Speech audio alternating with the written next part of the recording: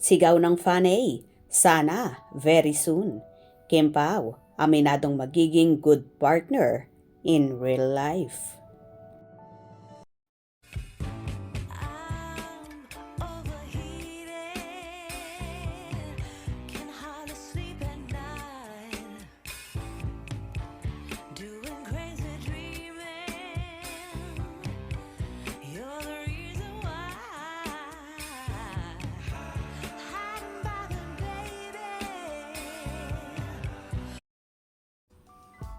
Napalitan ng saya, kilig at pag-asa ang buong Kim Paulandia sa mga revelasyon sa isa't isa ni na Kim Chiu at Paolo Avellino.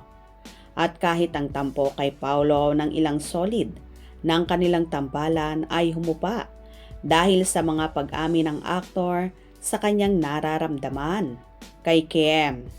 Viral ngayon ang lie detector test challenge ng Kim Pao na kumalat sa lahat ng fandom, kung saan nalantad ang tunay na nararamdaman para sa isa't isa ng Kim Pao. Sa nasabing challenge, umami ng Kim Pao na ini-stalk nila sa isa't isa kapag hindi sila magkasama. Parehong yes ang sagot ng dalawa at ayon kay Kim, ka-search naman daw siya. Ibig sabihin nito, hindi kaya ng Kim Pao na malayo sila sa isa't isa.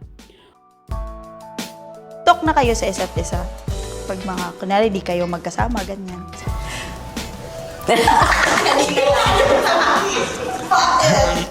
Yes or no lang pala ang sagot. Yes naman. Search naman siya. Pao! Oh, Pao. Yes. Umamin na rin ang dalawa sa tanong kung magiging good partner ba sila in real life. Pareho ng sagot na yes ang dalawa. Kinilig ng todo si Kim habang tinutokso si Paolo.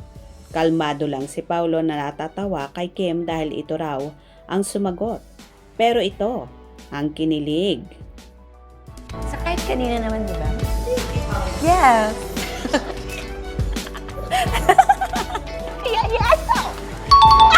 Si Pao naman. Yes.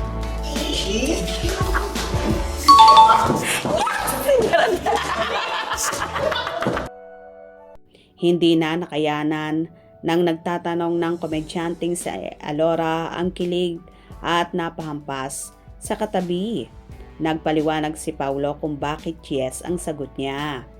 Nasubaybayan naman ng lahat si Kim kung paano sinusuportahan. Minahal ni Kim ang pamilya niya.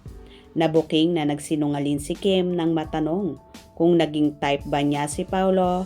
Ang isinagot nito ay no. Umingay ang detector na kumontra sa sagot ni Kim. Hindi na nakapag-deny si Kim na tawang-tawa. Nilaro ko lang si Kuya, ang palusot na hirit ni Kim. Punong-puno naman ang ngiti at halos ipinagsigawan ni Paolo ang yes sa parehong tanong. 2 beses pang inulit ni Paolo ang yes.